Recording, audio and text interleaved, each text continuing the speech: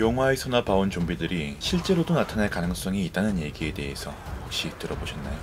일부 과학자들이 실제로 출현할 수 있다고 주장한 좀비 바이러스의 내용을 포함해서 그와 반대되는 좀비의 출현이 불가능하다고 주장되는 이유와 만약 좀비 바이러스가 발생할 경우 우리는 어떻게 대처해야 할지 등에 대해서 알아봤습니다.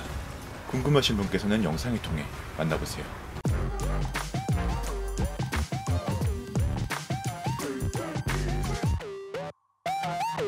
소처럼 일하는 루팡에게 구독은 큰 힘이 됩니다.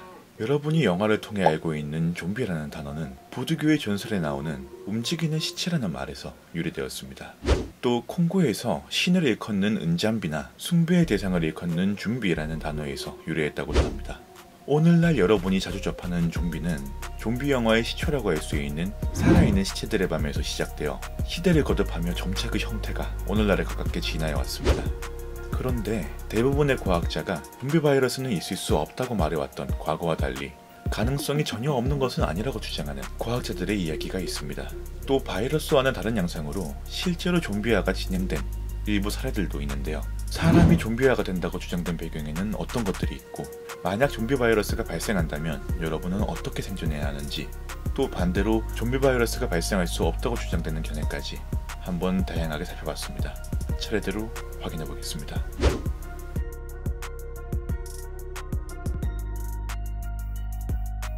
먼저 미국 마이애미 대학의 바이러스 학자 서미타 안드레안스키는 좀비 바이러스의 탄생이 이론적으로는 충분히 가능한 일이라고 주장했습니다. 전염성이 높은 광견병의 변종 바이러스를 통해 좀비 바이러스가 발생할 수도 있다고 말한 것인데요. 어린 시절 개에게 물리면 발생한다고 익히 들어온 이 광견병은 대체 어떤 질병일까요? 광견병은 말 그대로 미쳤다라고 표현될 만큼 이성을 상실한 난폭함에서 출발합니다. 광견병에 걸린 동물은 상대를 가리지 않고 사납게 물어뜯는 습성을 가지게 되는데요. 광견병은 광견병 바이러스에 감염되어 일어나는 질병으로 코로나 바이러스와 같이 사람과 동물이 함께 감염되는 희귀한 인수 공통 전염병입니다. 흔히들 개에 물려서 전염된다고 생각하지만 개가 사람하고 가장 친숙하고 가장 많이 접해서일 뿐 실제로는 대다수의 포유류가 숙주가 될 수 있습니다. 최근에는 대부분의 반려견에게 예방주사를 마치는 만큼 개에 물려서 감염되는 경우는 극히 드물고 대부분 야생 너구리나 여우, 박쥐에 물려서 전염되는 경우가 많다고 하는데요. 박쥐 너는 진짜... 광견병 바이러스는 신체의 신경조직을 통해 뇌신경조직에 도달하고 이후엔 대뇌의 뒤편에 위치한 사람의 감정을 조절하는 기관인 변연계를 감염시켜 망가뜨리고 이성적 사고를 포함한 모든 활동에 오작동을 일으킵니다. 환자는 증세가 나타난 후 10일 내로 혼수 상태에 빠지게 되고 대체로 2주 이내에 호흡근 마비로 사망하게 되는데요. 광견병 환자는 탈수에 가까운 상태에도 물을 격렬하게 거부하는 증상이 나타나기 때문에 병명이 공수병이라고도 불리며 이는 물을 마시려고 시도하거나 실제 마시는 과정에서 후두 및 횡격막의 고통스러운 근육 경련, 즉 쥐가 나기 때문입니다. 이 과정에서 환자는 공수 증세로 대량의 침을 흘리게 되는데 이 침 속에서 대량의 바이러스가 유출되게 되죠. 바이러스는 신경관을 타고 뇌에 작용을 하게 되면 감기 증상과 감정 변화를 일으키는데 이 상태에서 2일에서 10일이 지나면 본격적으로 신경학적 문제가 발생하여 성격이 거칠게 변하고 공격성은 극에 달하게 됩니다. 보통 야생동물의 경우 이 과정에서 마구 물어뜯는 증상이 나타나게 되고 이를 통해 광견병 바이러스가 다른 속쥐에게도 확산되게 되는 것이죠. 그런데 이렇게 직접적인 감염이 아니라 만약에 광견병 바이러스에 코로나 바이러스와 같은 급성 전염성 바이러스를 융합시킨다면 어떻게 될까요? 일반적인 좀비 영화에서처럼 물어서 바이러스를 주입시키는 형식이 아니라 호흡기관을 통해서 감염되는 간접 전염이라면 더욱 빠른 좀비 확산이 진행될 겁니다. 그렇다면 좀비 바이러스의 발생 가능성에 있어 굳이 돌연변이를 거친 광견병이 언급되는 이유는 뭘까요? 광견병은 일반적으로 전염성이 낮고 잠복기는 1개월에서 3개월로 매우 긴 편입니다. 부산량을 보면 아시겠지만 좀비 바이러스는 짧은 시간 안에 신체의 다양한 세포를 한 번에 감염시켜야 빠른 확산이 가능하고 바이러스의 생존도 가능합니다. 잠복기가 길면 좀비를 막을 수 있는 방책이 생길 것이고 좀비 개체가 확산되기 전에 치료약을 개발할 수 있다는 말이 되겠죠.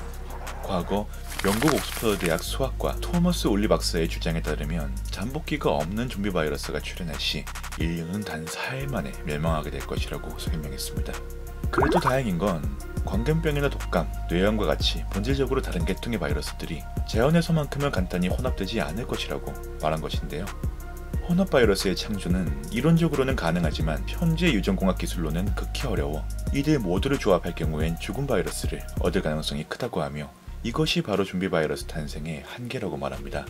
하지만 그럼에도 보다 발달된 과학기술을 이용한 누군가의 손을 통해 인위적으로 변종 바이러스가 생성된다면 아주 가능성이 없는 이야기라고 볼 수는 없겠죠.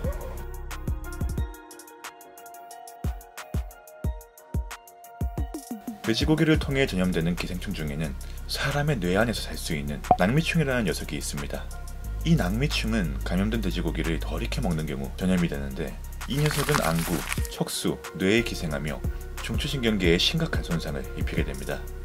그나마 다행인 건 낙미충은 숙주를 무기력하게는 만들지만 좀비처럼 뇌신경을 직접 조작할 수는 없다고 합니다. 그런데 이 녀석을 뛰어넘은 녀석이 있습니다. 얼마 전 위생물학회 보고에서 숙주의 뇌에 살면서 실제로 숙주를 조종하는 기생충 발견 소식을 발표한 바가 있습니다. 개미를 좀비 상태로 만드는 란셋 흡충이라는 녀석의 이야기인데요. 사마귀의 몸에 기생하다가 죽을 때는 물가로 데려가는 연가시와 조금 비슷한 면이 있습니다. 이 란셋 흡충은 알을 낳기 위해 개미의 몸속에서 내부를 갉아먹기 시작하고 산란기가 되면 플립에 가만히 앉아있으라고 명령을 내린 후 다가온 초식동물에게 의도적으로 잡아먹힙니다. 그리고 이 새로운 숙주의 몸 안에서 번식을 시작하게 되죠. 만약 이 란셋 흡충이 사람의 몸속에 들어가면 어떻게 될까요? 다행스럽게도 이 녀석은 개미와 같은 곤충에게만 작용한다고 합니다. 그런데 이 녀석보다 더 무서운 녀석이 있습니다. 바로 포유류를 대상으로 하는 톡소포자충이라는 녀석의 이야기입니다. 톡소포자충에 감염된 쥐는 란셋 흡충과 같이 포식자 앞에서도 움직이질 않고 의도적으로 스스로 잡아먹힙니다. 그 후는 예상 가능하시겠지만 뇌는 죽은 상태로 새로운 숙주를 인위적으로 조종하는 것이죠.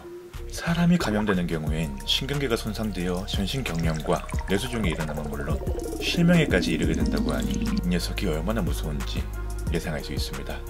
만약 이러한 기생충이 진화하거나 새로운 형태로 변화하여 인간을 조종까지 할 수 있게 된다면 가장 좀비 바이러스에 가까워질 수 있겠네요.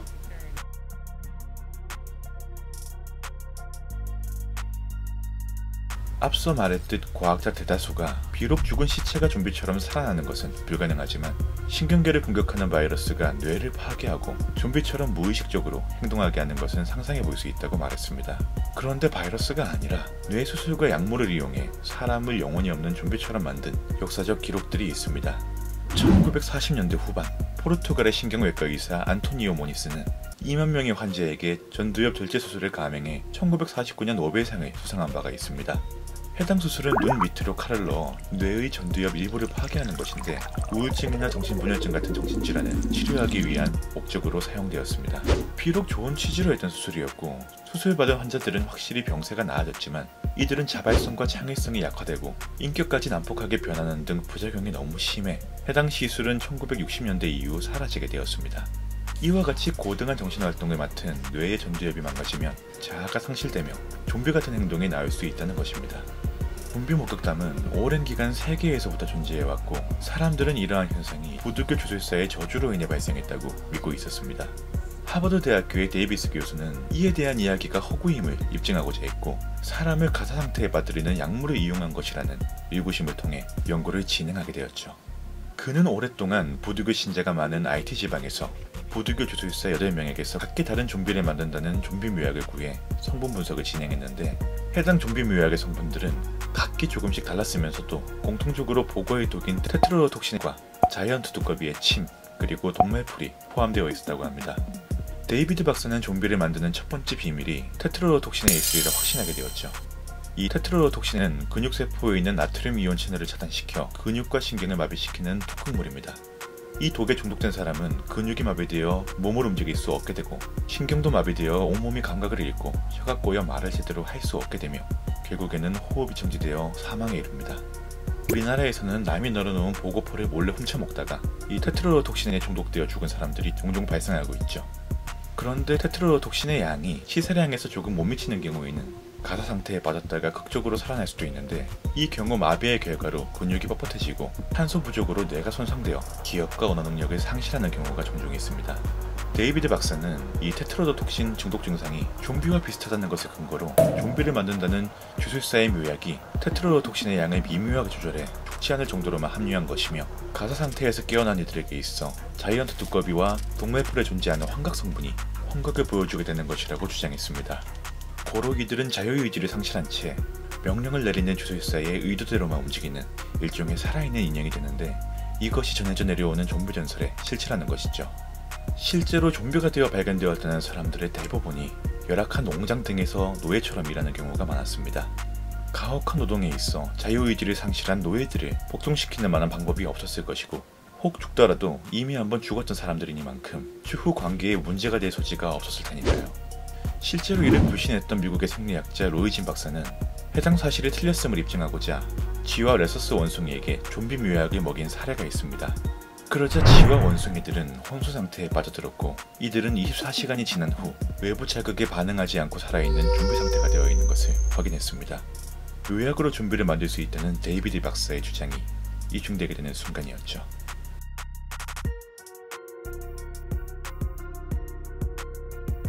앞서 언급한 것처럼 좀비가 실제로 존재할 수 있다고 보는 과학자는 드뭅니다. 한번 죽은 시체가 다시 일어난다는 설정은 말도 안 된다는 것인데요. 바이러스는 균과 달리 살아있는 생물체에게만 기생하기 때문에 이미 죽은 사체인 좀비에서는 서식이 불가능하다는 것입니다. 또한 좀비 바이러스는 감염자가 다른 사람을 물면 몇 분 안에 좀비로 변하는 것에 반해 지금까지 그렇게 확산이 빨랐던 바이러스가 없었다는 것도 그 이유로 작용합니다. 현재를 기점으로 바이러스 중에는 이처럼 빠르게 자기 복제를 할 수 있는 바이러스는 없을 뿐더러 단시간 내에 신체 기능을 완전히 장악한 바이러스는 더더욱 없습니다.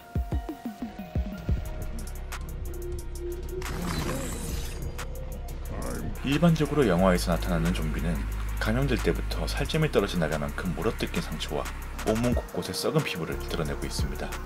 그리고 공기 중에는 수많은 균들이 존재하죠. 일반적으로 동물의 피부는 이러한 균들로부터 방어해주는 갑옷 같은 역할을 하고 있는데 층의 구멍이 났다면 외부 환경에 존재하던 균들이 체내에 직방으로 침투하게 됩니다. 좀비의 썩은 피부는 이미 미생물의 감염이 일어난 상태이며 면역 시스템 또한 망가지기 마련이니만큼 상처 사이로 침투한 균들은 점점 더 몸을 망가뜨려 더 많은 수의 균들을 침투시키게 되며 이에 좀비의 생존은 불가능하다고 볼 수 있겠습니다.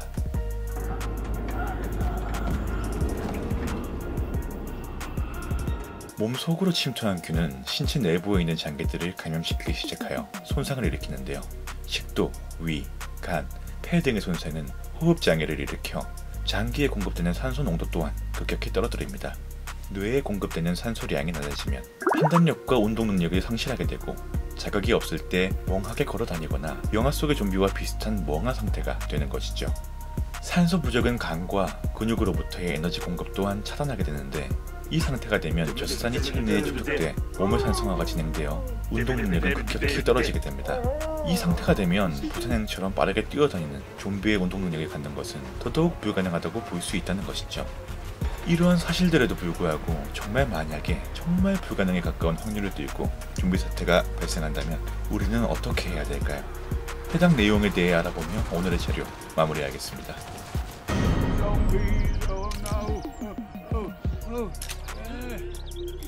좀비 전염병 창고를 연구하는 코넬 대학교의 과학자들은 워킹 데드에서와 같이 높은 곳으로 도망가는 것이 가장 확실하고 좋은 방법이라고 말했습니다. 좀비가 어떤 식으로 전파되는지에 관해서 모델을 구축한 과학자들은 좀비 종말론의 모델을 통해 전염병이 어떻게 퍼지는지에 대해서 연구하려고 했는데 실제로 좀비 전염병이 돌기 시작하면 가장 안전한 지역이 어디인지까지 발견하기에 이른 것입니다. 연구자들은 미국에서 좀비가 창궐하기 시작한다면 에볼라 같은 바이러스의 전염 상황과 비슷할 것이라고 예측했으며 좀비 시뮬레이션은 모두 4가지 형태로 인간, 감염자, 좀비, 그리고 죽은 좀비 등 이 4가지 형태가 화학 반응과 같은 유사작용을 하게 된다고 말합니다. 연구에 참여한 알렉스 알렘이라는 코넬대 물리학 대학원생은 흔히 영화에서는 좀비 사건이 터지면 모든 지역에서 한꺼번에 사태가 발생하고 몇 달 후엔 소수의 생존자가 아주 국한된 지역에 존재하게 된다는 전제로 연출을 하는 것에 반해 좀비 사태를 좀 더 현실적으로 바라보면 이러한 결과는 잘못된 것이라고 주장했습니다. 만약 좀비 바이러스가 발병한다면 우선 고밀도 도시가 최우선으로 함락될 것이고 외딴 로키 산맥이나 시골까지 퍼지는 데는 상당히 오래 걸릴 것이라고 예측했죠. 고로오리는 한반도 내에서 사람의 인적이 드문 산골짜기로 숨어 들어가는 게 가장 현명하다고 볼 수 있겠습니다. 최대한 사람의 발길을 피해서 멀리 말이죠. 오늘 준비된 자료는 여기까지입니다. 한 구독자분의 의뢰로 설마 이런 일이 일어날까 싶은 마음으로 조사했지만 개인적으로 알아보면서도 정말 많이 놀라게 된 내용이었습니다. 절대 일어나서는 안 될 일, 좀비 바이러스의 가능성에 대해서는 여기에서 마치고 오늘 내용이 흥미로우셨다면 구독, 좋아요, 알림 설정 부탁드리며 다음번에는 더 흥미로운 주제로 돌아오겠습니다. 트릴로팡이었습니다. 감사합니다.